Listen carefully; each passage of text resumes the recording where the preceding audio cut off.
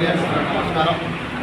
ఈరోజు మన రాష్ట్ర ముఖ్యమంత్రి నారా చంద్రబాబు నాయుడు గారు తన రాజకీయ జీవితంలో 29 వసంతాలు పూర్తి చేసుకొని 30వ వసంతంలోకి అడుగుపెట్టిన సందర్భంగా మన రాజపేట నియోజకవర్గ నాయకులు, రాష్ట్ర అధికార ప్రతినిధి ఏడా విజయశేఖర రెడ్డి ఆధ్వర్యంలో ఈ విజయోత్సవ సంబరాలు జరుపుకోవడం జరిగింది.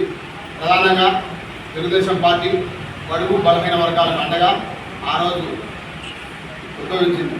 ఇదే తరహాలో గడిచిన 30 సంవత్సరాల్లో ఎన్నో ఆటుపోట్లు ఎదుర్కొని ఈరోజు పార్టీని నిలబెట్టి మన రాష్ట్ర ముఖ్యమంత్రి చంద్రబాబు నాయుడు గారు ప్రజలకు సంక్షేమ పథకాలు అందిస్తూ ముందుకు సాగుతున్నారు.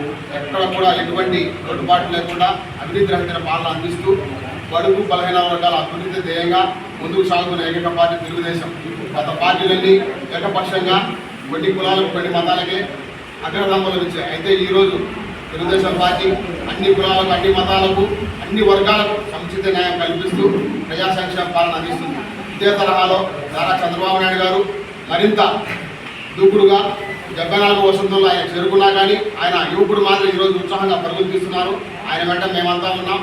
అదేవిధంగా ఆయన మరింత ప్రజలకు సేవ చేస్తూ కొత్తగా వచ్చిన పార్టీ కాబట్టి కొద్దిగా ఆర్థిక ఒడిదుడుకులు ఉన్నా కానీ ఇచ్చిన హామీలన్నీ నెరవేరుస్తూ ప్రజలకు మరింత చేరువై ఆయనకు భగవంతుడు మరింత శక్తిని ప్రసాదించి ప్రజలకు మంచి సేవలు అందించాల్సింది కోరుకుంటూ ఈ అవకాశం ఇచ్చినందుకు ధన్యవాదాలు.